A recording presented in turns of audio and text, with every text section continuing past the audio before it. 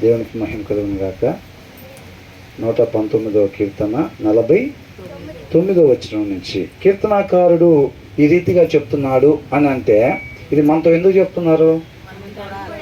మనం కూడా ఆ రీతిగా ఉండాలి అని, అంతేనా? క్లాస్లో ఒక ఉపాధ్యాయుడు కావచ్చు, లేకపోతే ఒక ప్రిన్సిపల్ గారు కానీ అయితే ఫస్ట్ ర్యాంక్ హోల్డర్ని తీసుకొచ్చి నువ్వు ముందుకు రమ్మ ఒకసారి, 600కి 599 ఏంటంట సోని? ఎవరికి? ఒక స్టూడెంట్ని ముందుకు పిలిచి 599. వీడు ఎలా చదువుతాడంటే వీడు ఇలా చదువుతాడు, అలా చదువుతాడు అని చెప్తారు, అవునా? ఎందుకు అని ముందుకు పిలిచి చెప్తారు?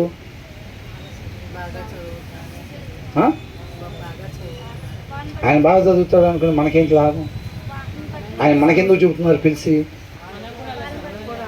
మీరు కూడా అలాగా ఉండండి, ఉండాలి, ఉండాల్సిన విధానం అది అని, అవునా? ఇంకొకడు అందరికన్నా మొద్దు, మన మొద్దు గారు రానాయనరా అని చెప్పి వీడున్నారు చూసారా, 250 రోజులు మన స్కూల్ పెడితే 48 రోజులు వచ్చాడు అని అంటారు. అంటే ఏంటి? ఆయన్ని మొద్దు గారిని ఎందుకు పిలిచారు?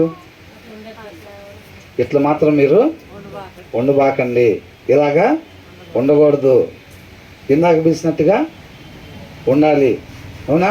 వాక్యంలో కూడా 2 రకాల వ్యక్తుల్ని దేవుడు మన ముందు ఉంచుతూ ఉంటాడు ఎప్పుడు కూడా. ఇప్పుడు దావీదు కావచ్చు, సౌలు కావచ్చు, మిగతా వాళ్ళు అనేక మంది, అవునా?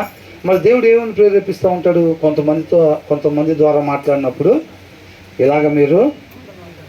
ఇలా మీరు ఉండాలి అని ప్రేరేపిస్తారు. మీరు ఈ రీతిగా ఉండాలి అని నేను ఇష్టపడుతున్నాను, మీరు ఉండాల్సిన విధానం ఇది అని చెప్పి దేవుడు మాట్లాడుతూ ఉంటాడు. ఒక్కొక్కసారి ఏమని చెప్తూ ఉంటాడు?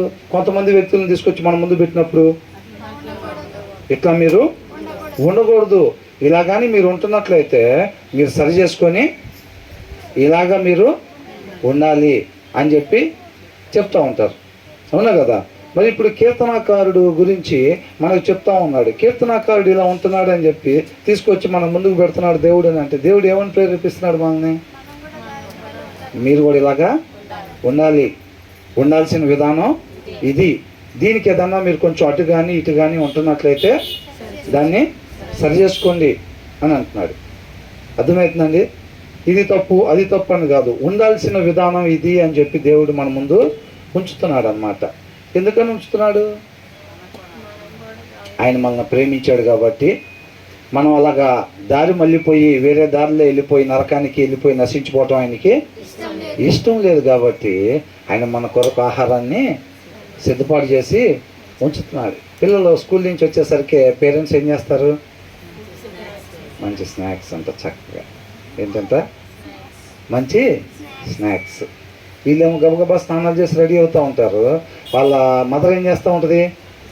కిచెన్లో గుమగుమలాడేటట్టుగా వంట ప్రిపేర్ చేసేస్తూ ఉంటారు. కూరగాయలకి వెళ్ళబాక అసలు అని అంటుంది జాయిసీ క్రిస్టిన్ వాళ్ళ మదర్ని. మరి కూరగాయలకి వెళ్ళకపోతే ఏం తింటావు నువ్వు అని అడిగింది. అడిగితే ఏం చెప్పావు? స్నాక్స్ తింటాను నేను అంటే 3 పూట్ల ఏం తినిద్దంట? స్నాక్స్ తినిద్దంట. తినో చక్కగా పళ్ళన్నీ పుచ్చిపోతాయిలే అని చెప్పాం, అవునా? కాబట్టి కొంతమంది ఇప్పుడు కీర్తనకారుడు ఈ రీతిగా ఉండండి అంటే మనతో చెప్తున్నాడు అని అంటే ఏంటంట? కొంతమంది దగ్గర చెప్పినట్టుగా పురాణాలు చెప్తే ఈయనేసి వెళ్ళిపోయినట్టు మనం అలాగా ఈయన వెళ్ళిపోవటానికి కాదు, మీరు ఈ రీతిగా ఉండండి అని చెప్తా ఉన్నాడు. అది ఎవరి మాట అంట? బ్రదర్ యేసో బ్రదర్ మాట, యేసో బ్రదర్ని తీసుకొచ్చిన క్రిస్టఫర్ గారి మాట. మరి ఎవరి మాట? దేవుని మాట. పర్వాలేదుగా, ఓకే. అది మనకి ఆ గుర్తింపు, ఆ గ్రహింపు ఉండాలి మనకి, అంతేనా కదా? దేవుడి మాట అనేది. చదువుదాం. ఏమని అంటున్నాడు?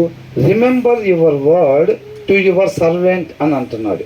అంటే ప్రభువా నువ్వు మాట ఇచ్చావు కదా, ఆ మాటని జ్ఞాపకం చేసుకో ప్రభువా, నీ సేవకుడు పట్ల ఆ మాటని జ్ఞాపకం చేసుకో ప్రభువా అంటున్నాడు. ఏం మాట ఇచ్చాడు? ఎవరైతే నా వైపు చూడలేదో ఖచ్చితంగా వాళ్ళని అడుగుతా, వాళ్ళు వినట్లేదని మొత్తానికి తెలిసింది. ఏమని మాట ఇచ్చాడు? Remember your word to your servant, నీ యొక్క సేవకుని దగ్గర నువ్వు మాట ఇచ్చావు కదా ప్రభువా, ఆ మాటని జ్ఞాపకం చేసుకో నా విషయంలో అని అంటున్నాడు. ఏం మాట ఇచ్చాడు దేవుడు? నిత్య జీవాన్ని ఇస్తాను అని చెప్పావు కదా ప్రభువా. నాకు డబ్బు కావాలంటే ఇక్కడ ఏదో పని చేసుకోవచ్చు, ఆరోగ్యం కావాలంటే ఆర్గానిక్ ఫ్రూట్స్ తినొచ్చు, కానీ నిత్య జీవం కావాలంటే రక్షణ ఎక్కడి నుంచి వచ్చిందంట? కేవలం ఆయన కృప వల్లనే వచ్చిందంట, ఎవరు ఇవ్వలేనిది. అవునా? అలాంటిది ప్రభువా నువ్వు ఇస్తానని చెప్పావు కదా. ఈ భూమి మీద ఏ సహోదరుడు కూడా ఇంకొక సహోదరుని ఆ యొక్క పాపంలో నుంచి విమోచింపలేడంట.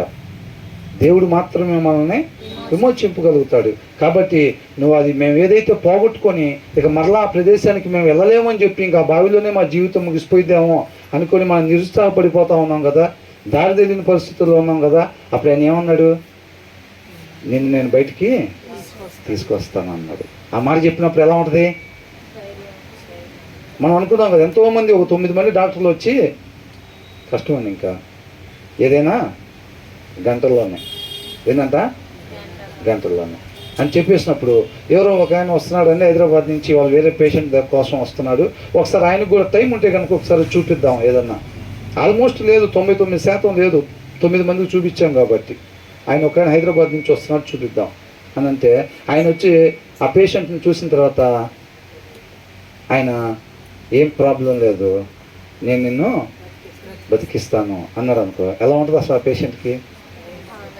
అవునా? చిగురించినట్టు ఇక బతకదురా, అది ఎండిపోయిన మూడు అనుకున్న దాంట్లో నుంచి చిగురు కనపడితే ఎలా ఉంటుంది అసలు? అవునా? జీవం వచ్చినట్టే. అలాంటి మాట ఏమంటున్నాడు బావిలో ఉన్న వాళ్ళని చూసి? నేను మిమ్మల్ని బయటికి తీసుకొస్తాను అన్నాడు. ఆ మాట ఏం పుట్టించినట్టున్నాడు? Remember your word to your servant for you have given me hope అని అంటున్నాడు. అంటే నాకు ఆశ లేని మనుషులకి, ఆ బావిలో ఉన్న ప్రతి ఒక్కరికి, ఏ ఒక్కరికి కూడా ఆశ అనేది లేదు ఇంకా. అర్థమైందండి? ప్రతి ఒక్కరు కూడా పాపం చేసి అక్కడ ఆజ్ఞ అతిక్రమణ చేసి ఆ పాపంలో పడిపోయి ఉన్నారు. ఇక దాంట్లో నుంచి బయటకు వస్తామన్న ఆశే లేదంట ఎవరికి కూడా. అలాంటి ఆశ లేని వారికి నేను మిమ్మల్ని బయటికి తీసుకొని వస్తాను, మీరు పోగొట్టుకున్న స్థితిని నేను మరలా మీకు దయచేస్తాను అని ఎప్పుడైతే అన్నారో, ఆ మాట విన్న తర్వాత అంట ఆ పాపంలో ఉన్న వాళ్ళకి ఏం కలిగిందంట? ఆశ కలిగిందంట. అర్థమవుతుందండి? For you have given me hope, నీ మాట వలన నాకు ఆశ కలిగింది ప్రభువా. నువ్వు ఏదైతే మాట ఇచ్చావో ఆ మాటని నీ సేవకుడి విషయంలో జ్ఞాపకం చేసుకో ప్రభువా అని అంటున్నాడు. అర్థమవుతుందండి? ఎక్కడ చేరి చెప్తున్నాడు ఈ మాట? దేవుని పాదాల చెంత చేరి ఆ మాట చెప్తున్నాడు. ఆయన అడిగేది కొంతకాలం ఉండిపోయేదేనా? మరి మనం అడిగేది ఎలా ఉంది? ఎప్పుడైనా వాటికి సంబంధించి అడుగుతున్నామా మనం? విలువైన దాన్ని దేవుని దగ్గర పొందుకోవటానికి ప్రయత్నం చేస్తూ ఉన్నాడు అన్నమాట. మనం మోకరించినప్పుడు అది అమెరికా అధ్యక్షుడి దగ్గరికి ఒకసారి ప్రవేశపెట్టి ఏం కావాలో అవన్నీ ఇస్తున్నాడు అని అనుకోండి, మనం అక్కడికి వెళ్ళిన తర్వాత ఒక ప్లేట్ ఇడ్లీనో లేకపోతే ఒక హైదరాబాద్ దమ్ బిర్యానీ ఒకటి ఇప్పించండి అని చెప్పి అది తీసుకుని వస్తే ఎలా ఉంటుంది? అదే ఏం తెచ్చుకున్నావు అక్కడికి వెళ్ళి అని అంటే, దమ్ బిర్యానీ ఒకటి తెచ్చుకున్నా అంటే ఏమంటారని మనం మోకరించి అడిగేదాన్ని అట్లుంటాయి. కొంతకాలం ఉండిపోయే ఆరోగ్యం ప్రభువా, నీకు చెప్పేది ఏముంది? కుడికాలు ఎప్పటి నుంచో అది పెట్టిందే నువ్వు కొన్ని తెలుసుకోవాలని. అవునా? వాటి సంగతి తెలుసుకోవాల్సిన వాటి వైపు నీ చూపు లేకుండా ఆ కాలు బాగు చేస్తే మళ్ళీ ఆ సిలువు మీద మొదటి దొంగలాగా మిగతా దొంగతనాలు కంటిన్యూ చేసుకుంటా. యాక్చువల్గా 10 దొంగతనాలు చేద్దామని ఫిక్స్ అయ్యా నేను, 3వ దాని దగ్గర దొరికా నేను. నువ్వు మళ్ళీ సిలువు మీద నుంచి నన్ను కిందకి దింపితే మిగతా 7 నేను కొనసాగించుకుంటా అన్నట్టుగా. కాలు చెప్పి ఎందుకు పెట్టాడంట? మనం కొన్ని తెలుసుకోవటం కోసం. వాటి వైపు చూడకుండా కాలు నొప్పి తీసేస్తే ఏం చేస్తాం? మిగతా వాళ్ళని తిట్టాల్సినవి ఉన్నాయి ప్రభువా. ఇంటి ముందు ఆమెను ఇంటి పక్కన ఆమెను తిట్టాను, ఇంటి వెనకాల ఆమెను ఇంకా తిట్టలేదు, వాళ్ళ ఇంటికి పోయి తిడటానికి కాలు సహకరించట్లేదు, కొన్ని కాలు బాగు చేసావంటే ఆమె సంగతి కూడా చూస్తా. చాలామంది మీద కుళ్ళుకోవాల్సిన పని ఉంది ప్రభువా, ఈర్ష్యపడాల్సింది, ద్వేషం పడాల్సింది చాలా కార్యక్రమాలు ఉన్నాయి. పిల్లలకి మనవాళ్ళకి నేర్పాల్సింది ఉంది. అదంతా ఏదంతా ఏదుందంట? ఆ మనవుడు చిన్న చిన్న కళ్ళు వేసుకొని బిత్తర చూపులు చూస్తుంటే తాత నాయనమ్మకి వెళ్ళాను పెదనానికి వెళ్ళి చూస్తుంటే ఏం చేస్తున్నారు? యాడ్ నుంచి వచ్చింది కోడలు దద్దరిపు దద్ది దాన్ని అంటుంటే ఏం చేస్తున్నాడు ఆ మనవడు? నేర్చుకుంటున్నాడు, చక్కగా డౌన్లోడ్ అయిపోతున్నాయి. అవునా? పిల్లల ముందు చాలామంది ఇయే చేసేది. పిల్లల ముందు మాట్లాడుకుంటూ ఉంటారు, భార్యాభర్తలు కూడా పిల్లల ముందు చక్కగా గొడవాడుకుంటూ ఉంటారు నీట్గా. పిల్లలు ఏం చేస్తూ ఉంటారు? ఏమవుతున్నాయి? వాళ్ళకి డౌన్లోడ్ అవుతున్నాయి అవన్నీ. రేపు వీడికి వివాహం చేసినప్పుడు ఎలా ఉండాలి? యాజ్ ఇట్ ఈస్ అట్లాగే చెరో కర్ర తీసుకొని ఏ మాదిరి కనపరిచారో తల్లిదండ్రులు అదే మాదిరిలో కొనసాగుతూ ఉంటారు పిల్లలు. అవునా కదా? అర్థం చేస్తూ ఉంటారు చాలామంది. అవునా? ఇక కాబట్టి ఇక్కడ ఏమని అంటున్నాడు? నువ్వు నాకు ఏదైతే ఆశ ఇచ్చావో ప్రభువా, దాన్ని నువ్వు ఇచ్చిన వాగ్దానాన్ని జ్ఞాపకం చేసుకో ప్రభువా నీ సేవకుడి పట్ల అని అంటున్నాడు. తర్వాత my comfort in my suffering is this అని అంటున్నాడు. ఏంటంట? My comfort in my suffering is this. నా బాధల్లో, నా శ్రమల్లో నాకు సౌకర్యాన్ని కలిగించేది ఏదంట? నువ్వు చెప్పేవి చూసావా ఒక మాట? ఏ మాట?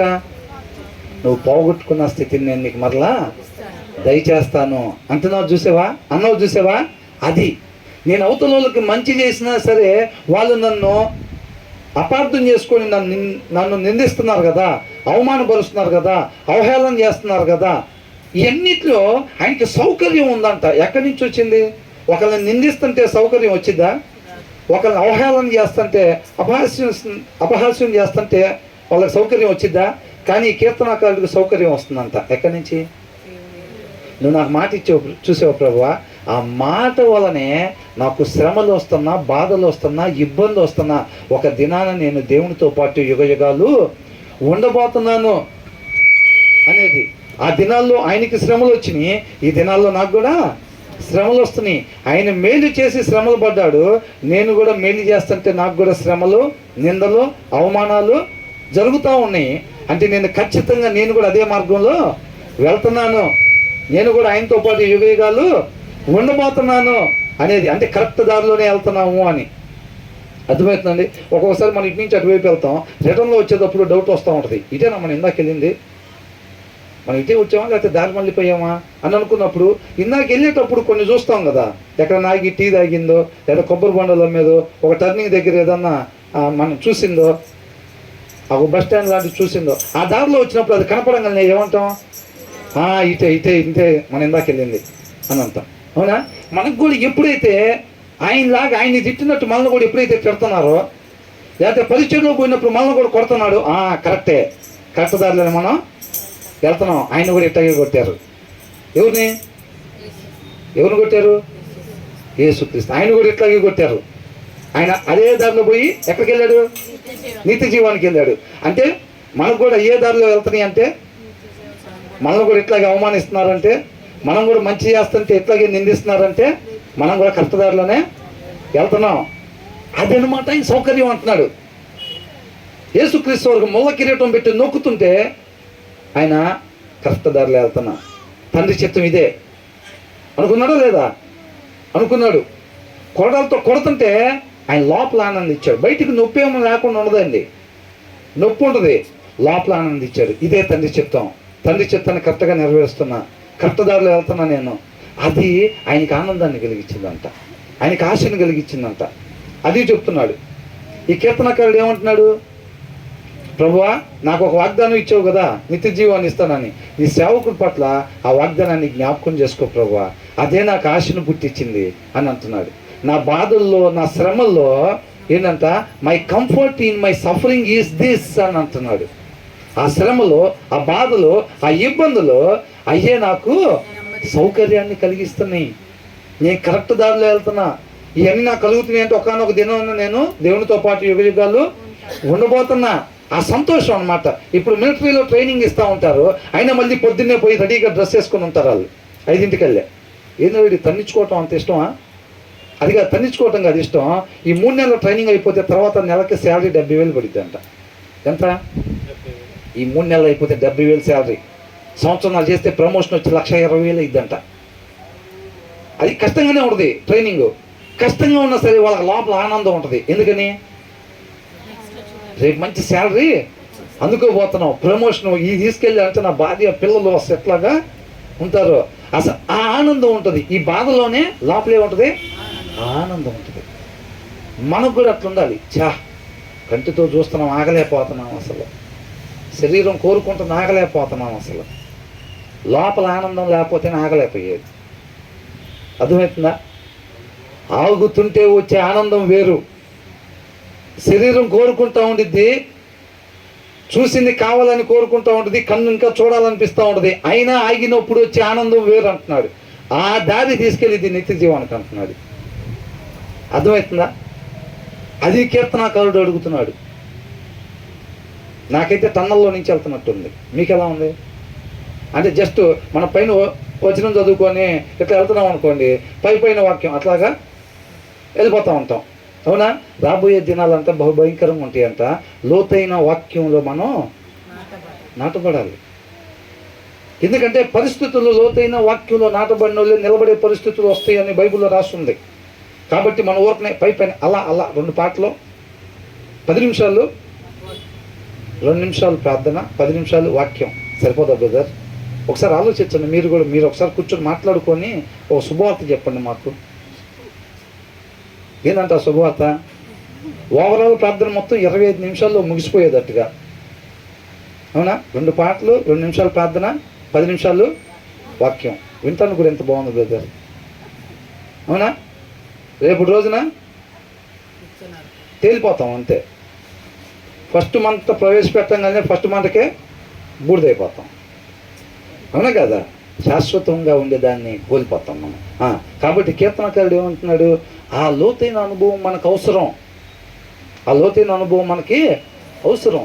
యేసుక్రీస్తు వారికి ముందే నాకు ఇలా జరిగిద్దని తెలుసు అని అంటున్నాడు. సిద్ధపాటు అంటున్నాడు. పౌలు గారు కూడా ఏమంటున్నారు? నేను అక్కడికి వెళ్తే నేను మరణిస్తానని నాకు తెలుసు, కానీ అది దేవుని చిత్తం అయితే నేను వెళ్ళాలని ఇష్టపడతా ఉన్నాడు. అవునా కదా? మనం కూడా సిద్ధపాటు అయి ఉండాలి. కొంతకాలం అంటే మనకి ఏమొస్తాయి అంట? శ్రమలు వస్తాయి అంట. అవునా కదా? మరి నాకెందుకు వచ్చింది ప్రభువా? మా అన్నయ్య యోబులాగా నిన్నుగా అడుగుదాం అనుకుంటున్నా. ఏంటంట? మా అన్నయ్య యోబులాగా నువ్వు అడుగుదాం అనుకుంటున్నా, నిన్ను ఎప్పుడు వస్తావు మాట్లాడటానికి? అట్లాంటి ఆలోచనలు ఏమైనా ఉన్నాయా? శ్రమ రాగానే, ఇబ్బంది రాగానే. అది కొంతమంది ఏంటో తెలుసా?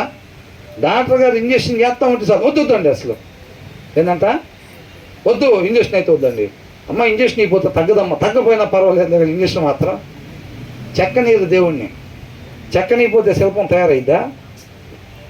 కాదు. చెక్కనీరు. శ్రమ రాగానే ప్రభా తీసే అర్జెంట్గా తీసే. ఏం తీసేయమంటున్నారు? ఇంజక్షన్ తీసేయమన్నారు. ఏమన్నా వద్దండి డాక్టర్ గారు, దేవ వద్దు ప్రభా, ఇది నీకు అవసరం అంటే అవసరమైన ప్రభా వద్దు ఇది అని అంటూ ఉంటారు. అవునా? అలవాటు లేక. తర్వాత ఏమంటున్నాడు? My comfort in my suffering is this. ఏదైతే నువ్వు మాట ఇచ్చావో అదే నాకు శ్రమల్లో, బాధల్లో, ఇబ్బందుల్లో సౌకర్యాన్ని కలిగిస్తుంది. నేను తట్టుకునే శక్తిని నాకు ఇస్తుంది. Your promise preserves my life అని అంటున్నాడు. నీవు ఇచ్చిన వాగ్దానం నా జీవితాన్ని భద్రపరుస్తుంది అని అంటున్నాడు. ఏంటంట? నువ్వు ఇచ్చేవు చూసావా మాట, అది నా జీవితాన్ని భద్రపరుస్తుంది అని అంటున్నాడు. ఆయన మాట ఇచ్చిన వాడు నమ్మదగిన వాడు. అర్థమవుతుందండి? ఆ వాగ్దానాన్ని సందేహించకుండా మనం నమ్మి విశ్వసించాలి. మనం అలా ఎవరైతే నమ్మి విశ్వసిస్తారో, ఎలాంటి విశ్వాసం? దెయ్యాల విశ్వాసమా లేకపోతే అబ్రహాం విశ్వాసమా? అబ్రహాం లాగా ఎవరైతే సందేహించకుండా విశ్వసిస్తారో, క్రియలతో కలిగిన విశ్వాసం ఉంచుతారో, వాళ్ళు మాత్రమే నిత్య జీవానికి ప్రవేశిస్తారు అని అంటున్నాడు. ఆ తర్వాత ఏమంటున్నాడు? Your promise preserves my life అని అంటున్నాడు. ఏమన్నాడు? నీ వాగ్దానం, నువ్వు ఇచ్చిన వాగ్దానమే నన్ను, నా జీవితాన్ని భద్రపరిచిద్ది అని అంటున్నాడు. చాలామంది యూదులంతా పునరుద్ధానాన్ని నమ్మరంట. ఇక దేన్ని నమ్ముతారు వాళ్ళు? పునరుద్ధానం లేకుండా ఇంకేం నమ్ముతారండి వాళ్ళు? అవునా? మరణించిన క్రీస్తునా? వీళ్ళు కూడా చాలామంది, మిగతా వాళ్ళు కూడా ఈ లోకంలో కొంతకాలం ఉండిపోయిన వాళ్ళని దేవుడి కింద చాలామంది నమ్ముతున్నారు. అవునా? వాళ్ళు పునరుద్ధానంలో తిరిగి లేచారా? ఏం లేదు. వాళ్ళు నమ్ముకుంటే ప్రయోజనం ఏమైనా ఉందా? మరణించి తిరిగి లెగలేని వాళ్ళు మనల్ని మరణం నుంచి జయింపజేస్తారా? చేయలేరు. ఆ విశ్వాసం వ్యర్థం. తర్వాత ఏమంటున్నాడు, ద యారోగెంట్ మాక్ మీ అన్మెర్సిఫుల్లీ అని అంటున్నాడు. కనికరము లేకుండా గర్విష్ఠులంతా ఈయన్ని ఎగతాళి చేస్తూ ఉన్నారంట. కనికరం లేకుండా గర్విష్ఠులు. ఈ దినాల్లో మనల్ని ఎంతమంది అంటారు, ఎరా బయలుదేరారు వీళ్ళు, శుక్రవారం ఏంటి ఇవాళ, ఏంటంట ఏంద్రా బయలుదేరింది శుక్రవారం, ఆదివారం ఇవాళ శుక్రవారం అన్నా, అందుకేనా అదేలే డౌట్ వచ్చింది, వీళ్ళు పుస్తకాలు తీసుకుని బయలుదేరారుగా 4 పుస్తకాలు అని అంటారు. అంటే వాళ్ళు మనల్ని ఏం చేస్తున్నారు, ఎగతాళి చేస్తున్నారు వాళ్ళు మనల్ని. అర్థమవుతుందా? వాళ్ళు కొంతమంది వాళ్ళు వీళ్ళు ఎగతాళి చేస్తున్నారని చెప్పి మనం సత్యాన్ని విడిచిపెడతామా? వాళ్ళు ఈ లోకానికి సిలువ మరణం ఎలా ఉంటుందంట, వెర్రితనంలాగా ఉంటుందంట. వాళ్ళకి వెర్రితనంలాగా కనపడి వాళ్ళు ఏమనుకుంటున్నారు, దాన్ని అనుసరించట్లేదు. వాళ్ళు వీళ్ళు చెప్పారని చెప్పి మనం ఆగిపోతామా? ఆగిపోం. తర్వాత అందుకే ఏమంటున్నాడు, గర్విష్ఠులంతా కనికరం లేకుండా నన్ను ఎగతాళి చేస్తూ ఉన్నారు. But I do not turn from your law అని అంటున్నాడు. నీ వాక్యం నుంచి మాత్రం నేను తొలగిపోలేదు. వాళ్ళు అన్నారు, వీళ్ళు అన్నారు, ఎట్లా అంటున్నారు, అట్లా అంటున్నారు, నన్ను ముసుకేసుకోకపోతే ఊరుకోవట్లేదు. ముసుకేసుకోవాలి, వేసుకోకూడదు? వాక్య ప్రకారం వేసుకోవాల్సిందేగా, కంపల్సరీ ముసుగు వేసుకోవాల్సిందే. రేపు ముసుగులు చెక్ చేస్తారుగా గేట్ కాడ, చెక్ చేస్తారా, చెక్ చేయరా? చేయరు, ఒకళ్ళు అంటున్నారు. ఇంకా మిగతా వాళ్ళు ముసుగు వేయాలా వేయకూడదా? తల వెంట్రుకలే స్త్రీలకి ముసుగులాగా ఇవ్వబడి అన్నట్టుగా ముసుగు వేయాల్సిన అవసరం లేదు. అర్థమైందా? మొత్తం ఫ్లాష్ న్యూస్, బ్రేకింగ్ న్యూస్. ఏంటంట బ్రేకింగ్ న్యూస్, స్త్రీలు ముసుగు వేయకూడదు అని చెప్పి సత్యస్వరూపి సవాసం దీని మీద సిఐడి కానీ లేకపోతే సిబిఐ కానీ వేయాల్సిన అవసరం ఎంతైనా ఉంది అని అంటారు. దేవుని కృప అయితే దాని గురించి వివరంగా మనం తెలుసుకోవటానికి దేవుడు మన కృపని దయచేయాలని కోరుకుంటా ఉన్నాను. ముసుగు వేయకూడదు అనేది, వేయాల్సిన అవసరం లేదు అనేది వాక్య సారాంశంలో నుంచి ఉన్నది. తర్వాత ఏమంటున్నాడు, the arrogant mock me unmercifully but I do not turn from your law. I remember Lord your ancient laws. ఏంటంటే నీ పురాతనమైన ఆజ్ఞలు నేను జ్ఞాపకం చేసుకుని and I find comfort in them అని అంటున్నారు. ఏంటంట ఆయన వాగ్దానం ఇచ్చిన దేవుడు నమ్మదగిన వాడు. ఆయన పూర్వం ఎలాగైతే మాట ఇచ్చి వాళ్ళకి తోడుగా ఉండి జయింపు చేశాడో వాటిని నేను ఎప్పుడైతే వినినప్పుడు ఈయనకేం కలిగిందంట, ధైర్యం కలిగింది అని అంటున్నాడు. వాటిని బట్టి నేను ధైర్యంగా ఉన్నాను అని అంటున్నాడు. తర్వాత ఏమంటున్నాడు, indignation grips me because of the wicked who have forsaken your law అని అంటున్నాడు. కొంతమంది ఏం చేస్తారు, వాక్యంని నేను తీర్మానం తీసుకుంటున్నాను అని చెప్పి తీర్మానం తీసుకొని బాప్టిజం తీసుకుంటారు. కానీ వాక్యం అనే నిర్మలమైన పాల వలన వాళ్ళు బలాన్ని పొందుకోరు. వాళ్ళు ఏదైనా యాదృచ్ఛికంగా కొన్ని చూసినప్పుడు వాళ్ళ శరీరాన్ని తిప్పేసుకోవటానికి, జయించడానికి శక్తి వాళ్ళకి సరిపోదు. వాళ్ళకి శరీర కోరికల్ని జయించాలి అంటే ఆత్మను అనుసరించటమే మార్గం తప్ప వేరొక మార్గం లేదు.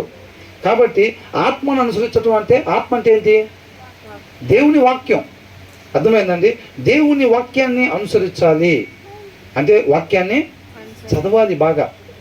ఆ వాక్యం చదవకపోతే ఆ శక్తి మనలో ఉండదు. అప్పుడు వాళ్ళు ఏం చేస్తారు, ఒక నెల రోజుల్లో, కొంతమంది నెలకి, కొంతమంది నెలన్నరకి, కొంతమంది 3 నెలలకి నిదానంగా లోకంలో కలిసిపోతూ ఉంటారు. అట్లాంటి వాళ్ళను చూసినప్పుడంట ఈయనకు రోషం పుడతా ఉందన్నమాట. అరే వాడు శుభ్రంగా బాప్టిజం తీసుకున్నాడు, 2 నెలలు ఉన్నాడు, వాడి వల్ల కాలేదు, శుభ్రంగా వదిలిపెట్టి లోకంలో కలిసిపోయి హాయిగా ఎంజాయ్ చేస్తున్నాడు రా అని చెప్పి వాడిని మాదిరికరంగా పెట్టుకుంటాం. అట్లాంటి వాళ్ళని వాక్యంలో ఎలా ఉండాలంట, వాళ్ళు పడిపోతున్నారు, వీళ్ళు పడిపోతున్నారంటే మన ముందు అలాంటి కనపడినప్పుడు అంట, ఆ సత్యాన్ని విడిచిపెట్టిన వాళ్ళు మన ముందు కనపడేటప్పుడు అంట మనకేం కలగాలంట, రోషం కలగాలంట. మనకి ఎట్టి పరిస్థితుల్లో మనం పడిపోవటానికి వీల్లేదు. మనం నిలబడి దేవుడి నామాన్ని మహింపరచాలంట. ఆ దినాన సిలువేయాల్సిందే అని అరిసారా లేదా? మనకి ఎలా అనిపిస్తుంది? మనం ఆ ప్లేస్లో ఉంటే ఏమని అరిసి ఉండేవాళ్ళం? సిలువ వేయటానికి వీల్లేదు, అవసరమైతే నన్ను సిలువ వేయండి అని చెప్పి జనాన్ని తోసుకుంటూ వెళ్ళిపోయేవాడిని నేను అసలు అని అనిపించిందే లేదా ఎవరికాళ్ళకి? అవునా? కొంతమంది లోకంలో వాక్యాన్ని చదవకపోతే ఎవరికి శక్తి సరిపోదండి. నేను వాక్యం చదవకపోయినా నేను స్పెషల్ అండి, నేను వాక్యం చదవకపోయినా సరే లోకంలో కలిసిపోకుండా ఉంటా అంటే అక్కడ జరిగేది ఏందనుకున్నారు? లోకంలో కలిసిపోయిన సంగతి అలా తెలియకుండా ఉంటుంది అంతే. వాళ్ళు ఏమనుకుంటారంటే ఆ దీపాలు బుద్ధి లేని కన్యకలాగా ఎదుగుతానే ఉన్నాయి అనుకుంటారు. అవి ఎప్పుడు ఆరిపోయి చాలా కాలం అయింది. ఏంటంట? వాక్యం చదవకుండా శరీర కోరికల్ని జయించటం అసాధ్యం. కొద్దిగా సహకరించండి, దయచేసి కొంచెం సహకరించండి. వాక్యం చదవకుండా శరీర కోరికల్ని జయించటం అసాధ్యం. కానీ నేను ఎప్పటి నుంచో చదవట్లేదండి. నేను వాస్తవానికి చెప్పాలంటే 3 సంవత్సరాల నుంచి నేను చదవట్లా, సంవత్సరంన్నర నుంచి నేను వాక్యం చదవట్లేదండి. అయినా నేను లోకంలో కలిసిపోలేదండి అని అంటే ఆల్రెడీ లోకంలో కలిసిపోయిన సంగతి నీకు తెలియట్లేదు అంతే. అంతకుముందు ఒకటి అనుకున్నాం, ఏమని? ఒక ఇంతలా ఉన్నాడంట, గన్తో షూట్ చేసిన నన్ను షూట్ చేయలేదు అనుకుంటున్నాడంట. నేను షూట్ చేసి చాలాసేపు అవుతుంది కానీ నీకు తెలియట్లేదు అంతే. అవునా? అట్లాగా వాళ్ళు లోకంలో కలిసిపోయిన వాళ్ళు చాలామంది ఉంటారు. వాళ్ళు అనుకుంటారు ఇంకా మేము లోకంలో కలిసిపోలేదు అనుకుంటూ ఉంటారు. అర్థమవుతుందండి? దానికి బలం కావాలి, శక్తి కావాలి. అది ఎక్కడి నుంచి వచ్చింది? వాక్యం అనే నిర్మలమైన పాల వలన రక్షణలో వృద్ధి చెందుతూ ఉంటాం మనం. ఈ శరీరానికి ఏం పెట్టాలి? పొద్దున పూట ఇడ్లీ, లేకపోతే గారెలు, మధ్యాహ్నం పూట భోజనం, మటన్ అంటున్నారు కొంతమంది. సరే, ఎవరి స్థితిని బట్టి వాళ్ళు. అవునా? రైస్, కర్రీస్, ఈవినింగ్ చపాతీలు ఇట్లాగా వేస్తూ ఉంటే అదే అప్పుడు మీ వాడు ఇంతే ఉన్నాడు చూసినప్పుడు, పెద్దోడు అయిపోయాడే ఇప్పుడు. ఎలాగా మరి అవకేం చేస్తాడు? పొద్దున పూట గారెలు, మధ్యాహ్నం భోజనం, సాయంత్రం పూట చపాతీలు, మధ్యలో స్నాక్స్. మరి ఏందనుకున్నావు? అవునా? తర్వాత చూస్తే మళ్ళీ అదే పోయినసారి చూసినప్పుడు ఎంత ఉన్నాడంట? ఎంత ఉన్నాడే? ఇప్పుడేంది నా అంత అయ్యాడు. ఎలాగయ్యాడంట? 3 పూట్ల శరీరానికి ఆహారం పెడతా ఉంటే ఆటోమేటిక్గా చిన్న చేతులు, ఇది పాపకున్నాయి కదా, ఇంత చేతులు ఉండేవాళ్ళు. అందరూ అంతేగా చిన్నప్పుడు. తర్వాత ఇంత పెద్ద చేతులు అయిపోతున్నాయి. మరి ఆత్మీయంగా ఆ నిర్మలమైన వాక్యం అనే పాలు మనం తాగుతూ ఉంటే ఏమవుతూ ఉంటాం? ఆత్మీయంగా కూడా వృద్ధి చెందుతూ ఉంటాం అన్నమాట. అప్పుడు నీకు అపవాది తీసుకొచ్చి నీ ముందు ఎరేసినా ఏంటి, ఏదైనా సరే మనం జయాన్ని పొందుకోగలుగుతాం. యుద్ధం యెహోవాది అంటే ఏంటి? మన వాక్యాన్ని చదివేటప్పుడు మన హృదయంలో వాక్యం ఉంటుంది. వాక్యం అయిన దేవుడు మన హృదయంలో ఉంటాడు కాబట్టి ఆయన దాంతో పోరాడి మనకి జయాన్ని ఇస్తాడు.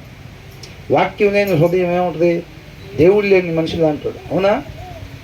ఆ లోకంలో అది ఇది చూడంగానే శరీరం ఏమనుకునిద్ది? కోరుకునిద్ది అమ్మటే.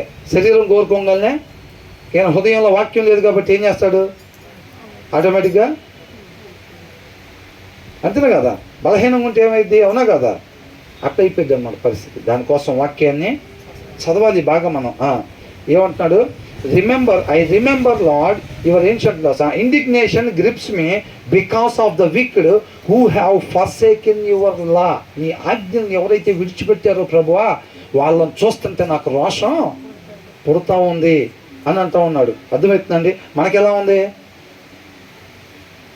కమ్మ గాలిలో కలిసిపోతున్నారు, లోకంలో ఫుల్గా ఎంజాయ్ చేస్తున్నారు వాళ్ళు.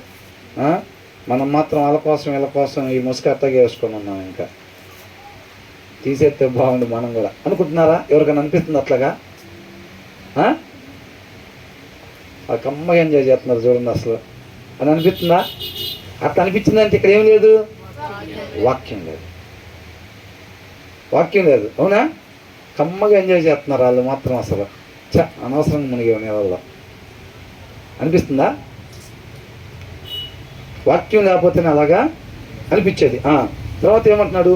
Your degrees are the theme of my song wherever I lodge అని అంటున్నారు.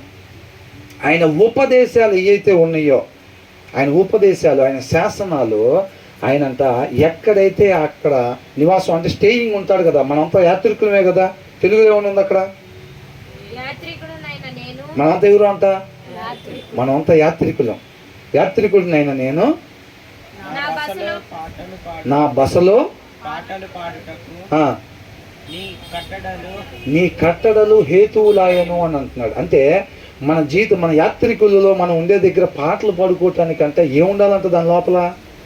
దేవుని వాక్యాలు ఉండాలంట. అర్థమవుతుందండి? అందుకనే పాటల్లో కూడా ఏవి పడితే ఈ మాటలు పెట్టడానికి వీలు లేదు. వాక్యంలో నుంచే తీసి పాటలు రాయాలి. అర్థమవుతుందండి?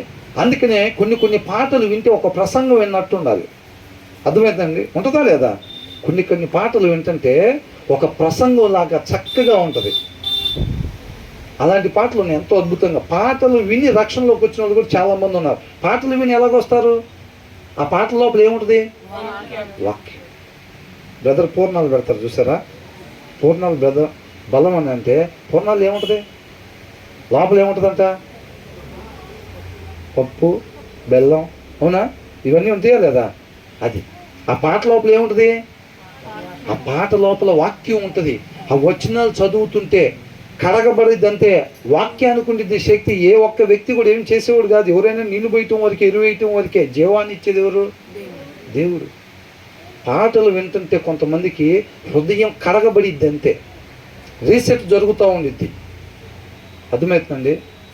అది హృదయం కడగబడతా కొత్త సాఫ్ట్వేర్ దాంట్లో అప్లోడ్ అవుతూ ఉంటుంది. అది వాక్యానికి ఉన్న శక్తి. అందుకని వాక్యంతో కడగమంటాడు. వాక్యంతో ఉదక స్నానం చేయాలి మనం ప్రతి దినాన. అది కేవలం శుక్రవారం, ఆదివారం మాత్రమే కాదు, ప్రతి దినాన. అందుకని దాన్ని అంతగా కోరుకుంటారు. నువ్వు ఎంతగా ఆ వాక్యం కింద ఉంటే నువ్వు అంతగా ఆయన పోలికలోకి, ఆయన స్వరూపంలోకి మార్చబడుతూ ఉంటావు. అంటే ఎలాగా? జుట్ట, రంగ, నడక, మరేంటి? ప్రేమ. ఆయన ప్రేమ స్వరూపి. తోటి వారిలో ఏ మంచి లేకపోయినా ఆయన ఏ రీతిగా ప్రేమిస్తాడో, నిస్వార్థమైన ప్రేమ, విఫలం కాని ప్రేమ. అలాంటి ప్రేమతో మనం తోటి వారిని మనం ప్రేమించేవారిగా ఉండాలి.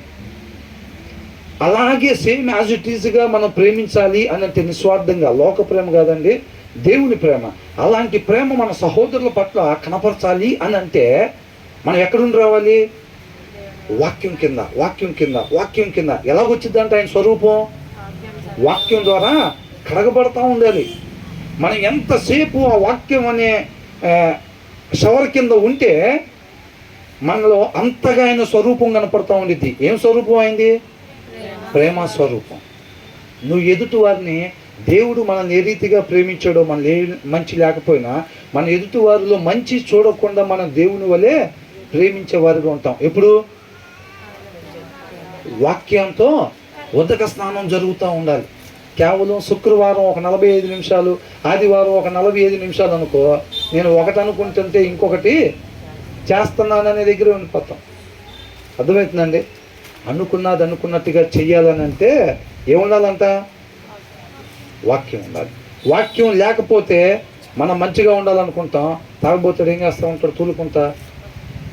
ఎందుకన్నా మంచిది కాదు కదా ఇది, ఎందుకు నీ జీవితాన్ని ఇది మంచిది కాదు, నాకు కూడా తెలుసు, నా జీవితాన్ని ఇదే నాశనం చేస్తున్నాను, నాకు కూడా తెలుసు, నేను కూడా నీలాగే ఉండాలని ఎప్పటి నుంచో అనుకుంటున్నాను అంటాడు. ఏమనుకుంటున్నాడంట? తాగా కాలువ కాడ పొద్దున పూట పడిపోవాలి, మధ్యాహ్నం అయితే కాలువలోనే పడిపోవాలనుకుంటున్నాడా? ఏమనుకుంటున్నాడంట? వాళ్ళలాగా ఉండొచ్చు కదరా అని అందరూ నన్ను ఎగ్జాంపుల్గా తీసుకోవాలనే దట్టుకు ఉండాలని నాకు కూడా ఉంది. అయినా ఆయన వల్ల ఎందుకు కావట్లా? ఆయన వల్ల కాదు, వాక్యం లేని ఏ వ్యక్తి వల్ల కాదు. అందరూ ఆయనకిలాగా అనుకుంటారంతే, అనుకున్నట్టు మాత్రం ఉండలేరు. దేవుడు లేకుండా ఈ భూమి మీద ఏ మనిషి కూడా మంచి అనేది చేయలేడు. ఇంకో మాటలో చెప్పాలంటే వాక్యం లేకుండా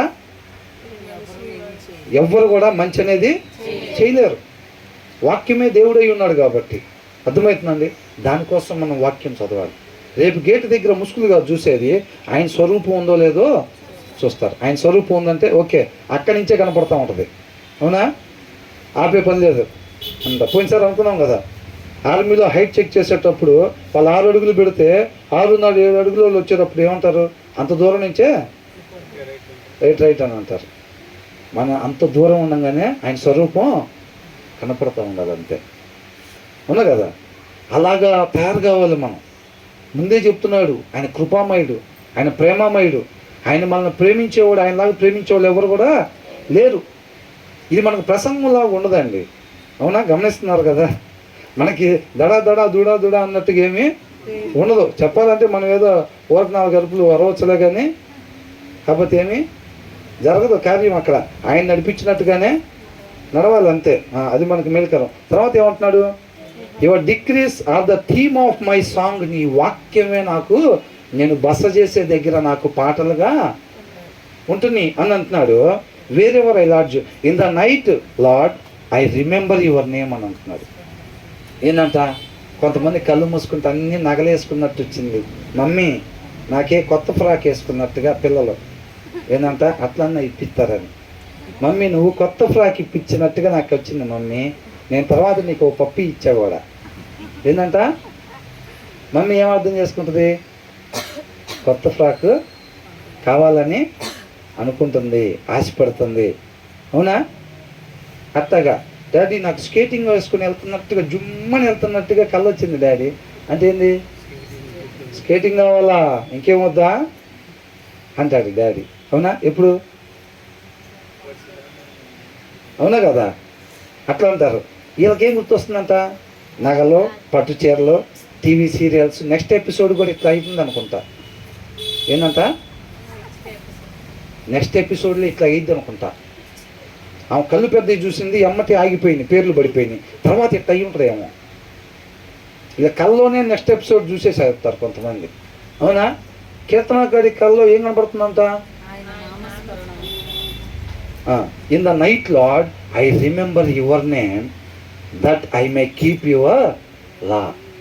కొంతమంది ఏం చేస్తారు, పిల్లలు ఇప్పుడు పర్టికులర్గా ఇప్పుడు ఎండాకాలం సెలవులు ఇచ్చారు కదా, బాగా ఆడుకొని వస్తారు, బాగా టీవీ చూసి వచ్చి నిద్రలో కలవరిస్తూ ఉంటారు.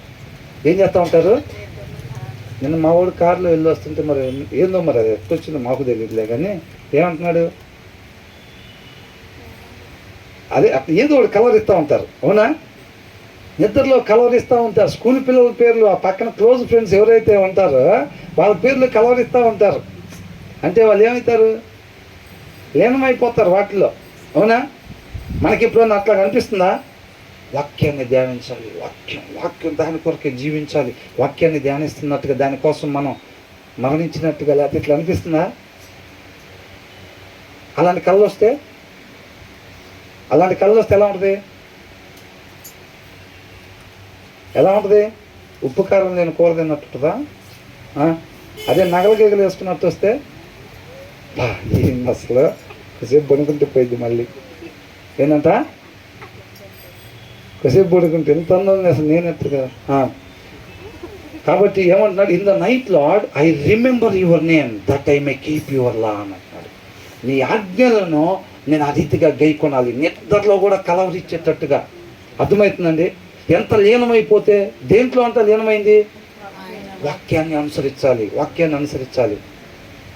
ఇక మీదట నా కొరకు కాకుండా మనందరి కొరకు చనిపోయి తిరిగి లేచిన ఆయన కొరకు మాత్రమే జీవించాలి.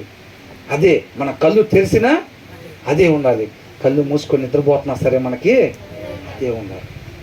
చెయ్యాలి. పొద్దున్నే లేచి ఎవరైతే దాని గురించి ఆలోచించుకుంటూ నిద్రపోతారో రేపు ఎరగదీయాలి. అసలు ఏంటి ఎరగదీసేది, ఆయన చిత్తాన్ని నెరవేర్చే దాంట్లో, ఆయన నామాన్ని గొప్పగా మహిమపరిచే దాంట్లో రేపు ఎరగదీయాలి. అసలు మన ఇష్టాన్ని ఏమాత్రం కూడా నెరవేర్చుకోకుండా ఆయన ఇష్టాన్ని మాత్రమే నెరవేర్చే దాంట్లో రేపు నెంబర్ 1గా 100కు 100 తెచ్చుకోవాలి మనం. అలాగ ఆశపడతా, అలాగ ఆలోచిస్తా అట్లా నిద్రపోతున్నాము. ఫస్ట్ టైం ఫ్లైట్ ఎక్కేవాళ్ళు టికెట్లు బుక్ చేసుకుని వచ్చి రేపు మార్నింగ్ 8ంటికి ఫ్లైట్ అంటే ఇవాళ నైట్ నిద్రపోయేటప్పుడు ఎలా ఉంటుంది, నిద్ర పడుతుంది కొంతమందికి అయితే. పడుకో అంటే ఏందో నిద్ర రావట్లేదు. ఎందుకు వచ్చింది నిద్ర? ఎందుకు రేపు 8ంటికి ఏం ఎక్కబోతున్నాం, ఫ్లైట్ ఎక్కబోతున్నాం. నిద్ర రాదు. ఇంకా 1 అయినా రాదు, 2 అయినా రాదు. అవునా? మన ఆశలన్నీ ఆలోచనలు అక్కడ ఉంటాయి. ఇప్పుడు ఈయనంటున్నాడు ఆయన చిత్తాన్ని నెరవేర్చే దాంట్లో పూర్తిగా ఇన్వాల్వ్ అయిపోయి ఉన్నాడు, హృదయపూర్వకంగా అనేది అనమాట. అర్థమవుతుందండి? నా పూర్ణ ఆత్మతో, నా పూర్ణ హృదయంతో నిన్ను ఆరాధిస్తాను, వెంబడిస్తాను అని అంటున్నాడు. అలాగనమాట, మాటలు కాదండి. అర్థమవుతుందండి? మాటలు వడికే కాదు. చాలామంది నామకార్థంగా అయిపోయారు. అర్థమవుతుందండి? నామకార్థంగా పాటలు, నామకార్థం ప్రార్థన, నామకార్థం అవన్నీ కూడా చాలా అసహ్యం పుడుతున్నాయి దేవుడికి. ఎవరు రమ్మన్నారు నా సన్నిధికి మిమ్మల్ని అని అంటున్నారు. మీరు ఇచ్చే బలులు, మీరు పాడే పాటలు నాకు అసహ్యాన్ని పుడుతున్నాయి అని అంటున్నారు. అర్థమవుతుందండి? మనం పాడే పాటలు కూడా కనిపిస్తాయా దేవుడికి? ఎలా ఉంటుంది అసలు అట్లా ఉంటే? ఆయన వాక్య ప్రకారం ఉండకుండా అలాంటి పాటలు పాడుకుంటా, అలాంటి ప్రార్థన చేసుకుంటా ఎంతకాలం మనం వస్తున్నాం అనుకోండి, ఎలా ఉంటుంది దేవుడికి అసలు? అవునా?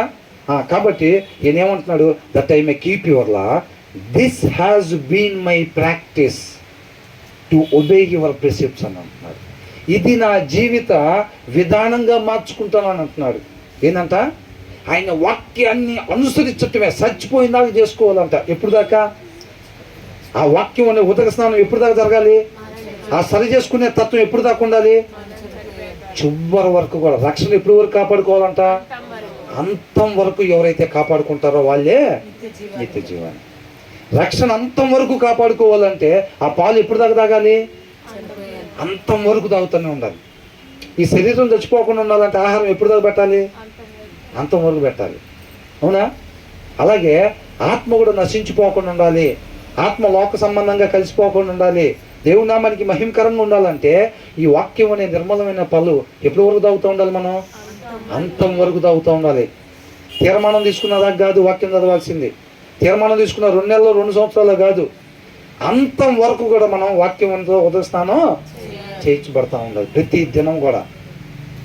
35 సంవత్సరాలు అవుతుంది, నేను కూడా ఇంకా వాక్యం చదవాల్సిందేనా? డైలీ 46 సంవత్సరాలు అవుతుంది, నేను చదవాల్సిన పని ఏమీ లేదనుకుంటే అయిపోయినట్టే.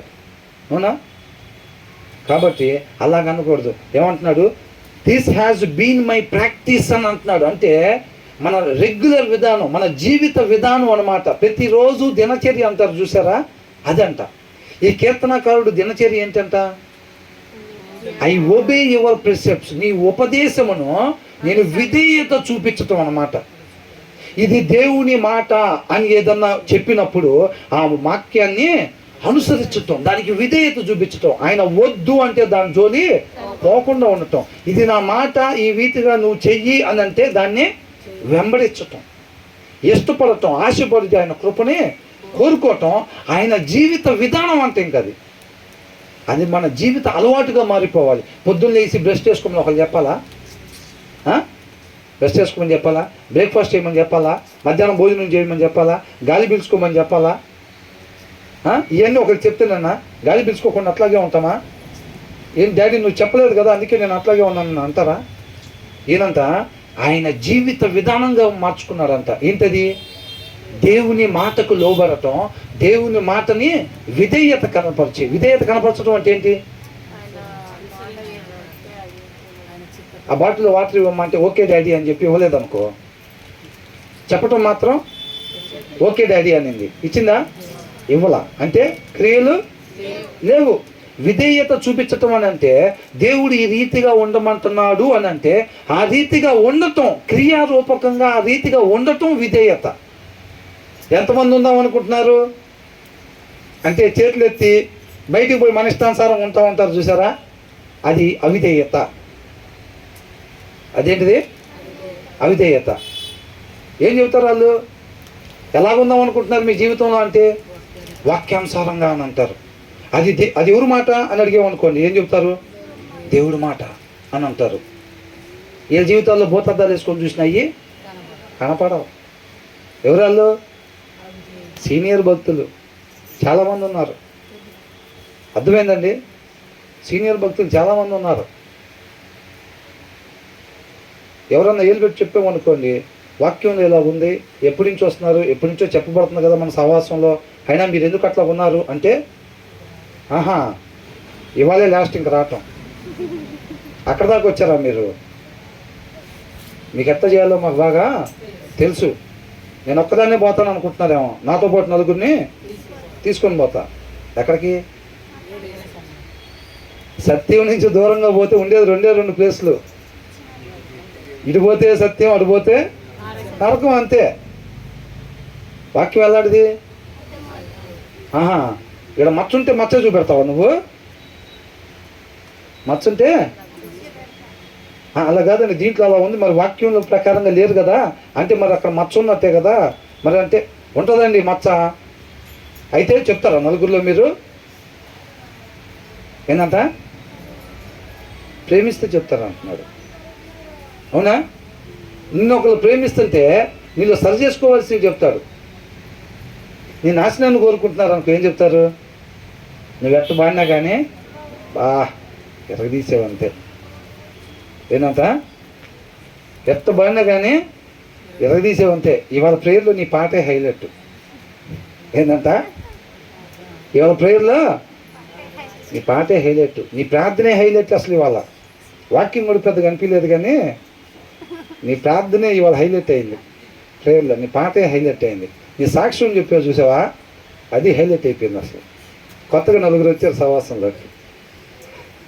అదేనండి, అదే నా ప్రేమించడం అంటే. నిజంగా ప్రేమిస్తే నీకు ఎక్కడన్నా సరి చేసుకోవాల్సింది ఉంటే చెప్తారు. అవునా కదా? ఆయన మనల్ని ప్రేమిస్తున్నాడు కాబట్టి, ఆయన అద్దం లాంటివాడు కాబట్టి మనకి ఎక్కడెక్కడ మచ్చలు ఉన్నాయో చూపిస్తూ ఉంటాడు. తల్లిదండ్రులు కూడా కొంతమంది చెప్పలేరు అట్లా. వాళ్ళు సరిగ్గా ఉండి బైబిల్ చదవకపోయినా, చక్కగా ప్రవర్తనగా లేకపోయినా, సరిగ్గా మాట్లాడిపోయినా నా బంగారు తల్లి బంగారు తల్లి అంటూ ఉంటారు. ఏనంట? రోజు 2 పూట్ల బైబిల్ చదవకపోయినా ఎవరంట?